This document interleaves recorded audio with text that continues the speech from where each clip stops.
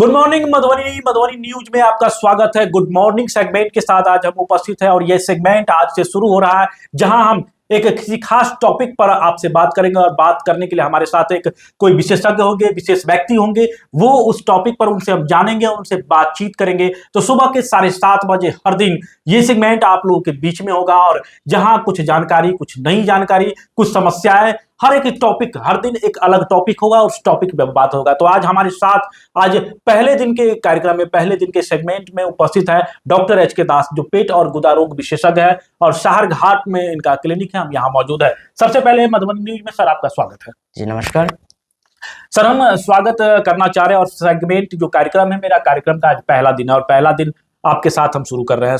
इसलिए कर रहे हैं क्योंकि एक आम बीमारी है जो लगभग कहा जाए तो हर एक व्यक्ति के परिवार में वो बीमारी फैल चुका है, जिसका नाम है पाइल्स, जिसे हम बवासीर कहते हैं। ये बवासीर पनपता कैसे है और कैसे ये लगातार फैलता जा रहा है, इसके पीछे का वजह क्या है? आज एक आप बहुत ही कॉमन और हर घर में पनपने वाला बीमारी के बारे में जानकारी जानना चाह रहे हैं। तो हमें भी इस बारे में आम जनता को बताने में खुशी हो रही है जी। आप सब तो ये पनपता कैसे है, ये कैसे बीमारी फैलता जा रहा है? देखिए, आजकल का जो डेली जो रूटीन है, डेली जो दिनचर्या है, ये टोटली बदलाव हो चुका है। सबसे पहले तो जंक फूड खाना, तेल मसाला ज़्यादा खाना, शारीरिक कसरत नहीं करना, ये सब का एक आम कॉमन सा बीमारी बन चुका है जी। और ये लगातार फैलता जा रहा है, इसके क्या उपाय है? इसका उपाय एक्सरसाइज करना जी, जंक फूड कम मात्रा में खाना और तेल जातीय जितना भी तेल ये कहा जाए तो कुल मिलाकर के ये खान पान से होने वाला ही बीमारी है जी। ये तो कैसे, किस तरह से खान पान पे परहेज करना चाहिए? कैसे, अगर हम आज के डेट में जो खान पान हम लोग का जो दिनचर्या है उसमें किस तरह से कंट्रोल करना चाहिए? कैसे जो फूड है उसका इस्तेमाल नहीं करना चाहिए अगर ये बीमारी का लक्षण आपको पता चला? कैसे पता चलेगा, ये लक्षण भी क्या है इसका?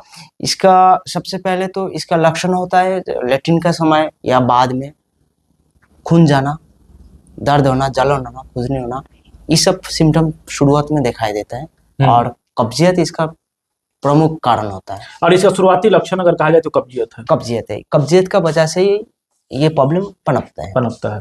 तो इसमें इसका क्या है, घरेलू उपाय क्या है? बहुत ही आसान उपाय कब्जियत को दूर रखना है। जहाँ तक हरा साग सब्जी, दाल, इसका मात्रा ज़्यादा परिमाण में करना है। गर्म पानी का सेवन करना चाहिए। जिनको भी कब्जियत है, गर्म पानी का सेवन करना चाहिए और थोड़ा एक्सरसाइज करना चाहिए। तो इस चीज़ से कब्जियत को रोका जा सकता है। ठीक है, लेकिन ये बीमारी है, कहा जाता है कि बहुत जब लास्ट स्टेज आता है तो बहुत ऐसे सारे केसेस भी हमने देखे हैं जो ऑपरेशन भी करा लिया, उसके बाद भी जाकर के उसका ठीक नहीं होता है। तो ये कई स्टेज में ये होता है जी। एक्चुअली बवासीर आदमी को उतना जानकारी, कॉमन आदमी को इतना जानकारी नहीं होता है। जो बवासीर, फिशर या भगंदर एनस रास्ता में होने वाला हर बीमारी या ब्लीडिंग जाना ही बवासीर नहीं हो सकता है जी। इसका कई सारे बीमारी हो सकते हैं, जैसे कि फिशर हो सकता है, पाइल्स हो सकता है, पाइल्स यानी बवासीर, फिस्टुला हो सकता है। तो इसका सिम्टम भी अलग अलग होता है। किसी को थ्रोम्बोसिस होता है, किसी को गैंग्रीन होता है। तो सबका अलग अलग सिम्टम रहता है। तो इसीलिए बीमारी के बारे में बताना चाहिए। डॉक्टर प्रॉपर उनका डायग्नोसिस करेगा तो डॉक्टर परफेक्ट बता पाएगा इनका साथ क्या बीमारी हो रहा है। क्योंकि लेट्रिन में हमेशा दर्द होना या जलन होना ये बवासीर का लक्षण नहीं हो सकता, या ब्लीडिंग जाना भी बवासीर नहीं हो सकता है। आईबीएस भी हो सकता है। तो इसीलिए प्रॉपर डॉक्टर के पास जाना चाहिए, जांच होना चाहिए। बवासीर का मुख्यतः 4 स्टेज होता है। First stage, second stage, third stage, fourth stage. ये 4 स्टेज क्या है? नाम अलग अलग है, यही चीज नहीं है तो बवासीर, लेकिन उसका स्टेज में बीमारी बढ़ जाता है, ब्लीडिंग का मात्रा है या मस्सा बाहर आ जाना, है ना। तो फर्स्ट एंड सेकंड स्टेज में मेडिसिन या एप्लीकेशन लेने से कहीं हद तक आराम मिल सकता है। लेकिन थर्ड एंड फोर्थ स्टेज में इसको जो मस्सा है वो मस्सा को निकालना चाहिए।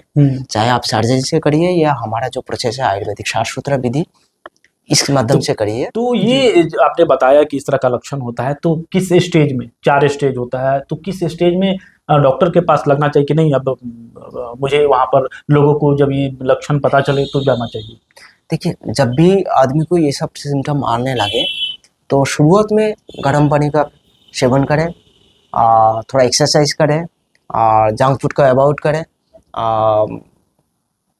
हरा साग सब्जी दाल ये सब का मात्रा बढ़ाए, तो इससे अगर समाधान मिल जाए तो अच्छी बात है। या त्रिफला चूर्ण या इसबगोल भूसी ये भी ले सकते हैं। इसके बाद भी अगर शिकायत रह जाता है तो डॉक्टर से कंसल्ट करना चाहिए। तो इसमें हमारी आपसे बात हो रही थी, तो इसमें 3 प्रकार के इलाज होता है जी और अमूमन देखा भी जाए तो जो विधि चल रही है 3 प्रकार के, होम्योपैथी है, एलोपैथी और आयुर्वेदिक है। तो इन तीनों में खास करके कहा जाए तो ये गंभीर बीमारी जब अगर ये स्टेज 4 स्टेज में पहुंच जाए, तो बहुत सारे ऐसे एक व्यक्ति से भी मिला था, उनको भी देखा था जब ऑपरेशन के बाद भी उनकी स्थिति ठीक नहीं हुई और संभवतः ठीक होने वाली नहीं थी। तो क्या करना चाहिए, किस विधि के माध्यम से इसका इलाज बेहतर होता है? देखिए, पहले हम बात करते हैं होम्योपैथी का। होम्योपैथी में सिर्फ और सिर्फ बवासीर का दवाई दिया जाता है, उसको सिम्टम को कंट्रोल किया जा सकता है, जड़ से उस समस्या को खत्म नहीं किया जा सकता है। और मॉडर्न सर्जरी में आपको ऑपरेशन करना पड़ता है, तो ऑपरेशन करने के बाद भी उसमें कुछ प्रॉब्लम आ सकता है ना। लेकिन हमारा जो ट्रीटमेंट प्रोसेस है आयुर्वेदिक 60 सूत्र प्रोसेस है।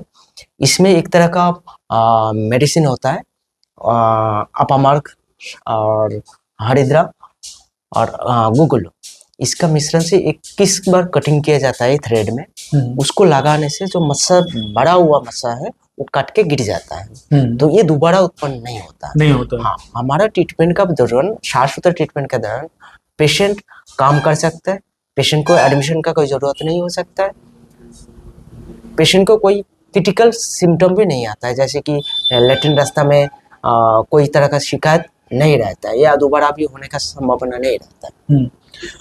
तो आप यहाँ लगभग सोहारघाट, बेनीपट्टी, उमगांव के अलावा भी आपका सब जगह क्लिनिक है, तो आप इतना दिन से यहाँ इस पेशे में हैं, क्या लगा इस इलाके के लोगों में ये जो बीमारी है ये बढ़ रहा है या कंट्रोल है, क्या लगा कि नहीं, ये दिन प्रतिदिन बढ़ते जा रहे हैं। इसका बढ़ने का रीजन वही जो खान पीन, तला हुआ भोजन करना, बाहर का जंक फूड खाना, एक्सरसाइज ना करना, यही की वजह से ये दिन प्रतिदिन बढ़ते जा रहा है। और ये बीमारी ऐसा भी नहीं कि नहीं ठीक होने वाला नहीं है, ठीक नहीं, इलाज भी है। ये तो साधारण सा बीमारी है, ये आदमी का लापरवाही की वजह से ये बड़ी घातक बन सकता है, लापरवाही की वजह से बड़ी घातक बन सकता है। तो ये साधारण सा बीमारी है। तो ये थे डॉक्टर HK दास जिन्होंने पाइल्स के बारे में हम लोग को जानकारी दिया। तो गुड मॉर्निंग मधुबनी ये सेगमेंट आज से हमारा शुरू हो रहा है और आज पहले एपिसोड में डॉक्टर HK दास जो गुदा रोग विशेषज्ञ है और इनसे हमारी बातचीत हुई। फिर अगले कल भी हम आएंगे, कल फिर अगले टॉपिक पे, अगले मुद्दे पे बात होगी। तब तक बने रहे, आपका दिन शुभ हो। तो बने रहे मधुबनी न्यूज के साथ। हमें यूट्यूब पे देख रहे हैं तो सब्सक्राइब करें, फेसबुक पे देख रहे हैं तो पेज को लाइक करें। शुक्रिया, धन्यवाद। आप हमारे मधुबनी न्यूज को फेसबुक पे देख रहे हैं तो पेज को लाइक करें, यूट्यूब से देख रहे हैं तो हमारे चैनल को सब्सक्राइब करें और बेल आइकन को दबाना ना भूलें।